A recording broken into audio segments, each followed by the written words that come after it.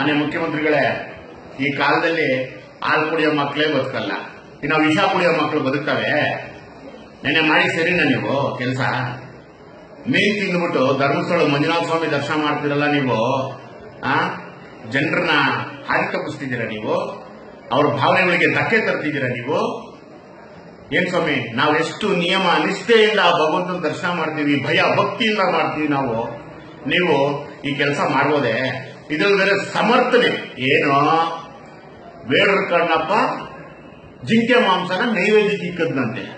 ಬೇಡರ ಕಣ್ಣಪ್ಪ ಜಿಂಕೆ ಮಾಂಸ ನೈವೇದ್ಯಕ್ಕೆ ಇಕ್ಕದ, ಕಣ್ಣು ಕೊಟ್ಟ ಶಿವಪ್ಪನಿಗೆ, ನೀವು ಕೊಟ್ಬಿಡಿ ಕಣ್ಣು ನಿಮ್ದು, ಅವತ್ತು ಈ ಭಕ್ತನ ಮೆಚ್ತೀವಿ.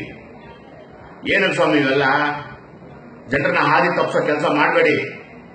2018 ಚುನಾವಣೆಗೆ ನಮ್ಮ ಭಾರತೀಯ ಜನತಾ ಪಾರ್ಟಿಯ ಕಾಲಚಕ್ರ ಮೇಲೆ ಇರುತ್ತೆ.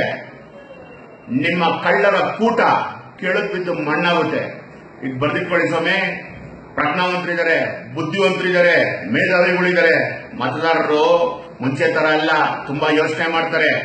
ತುಂಬಾ ಯೋಚನೆ ಮಾಡಿ ಯಾವುದು ಸರಿ ಯಾವುದು ತಪ್ಪು ಅನ್ನೋದು ಎಲ್ರಿಗೂ ಅರಿವಿದೆ. ಖಂಡಿತ 2018 ಚುನಾವಣೆಗೆ ನೀವು ಏನ್ ಈ ಕೆಲಸ ಈ ಕಾರ್ಯಗಳು ಮಾಡ್ತಿದ್ದೀರೋ ಇದಕ್ಕೆಲ್ಲ ಫುಲ್ ಮಿಲ್ಸ್ ಕೊಟ್ಟು ಜನ ನಿಮ್ಮನ್ನ ಮನೆಗೆ ಕಳಿಸ್ತಾರೆ. ನೋಡ್ತಾರೆ. ಜೈ ಹಿಂದ್, ಜೈ ಶ್ರೀರಾಮ್.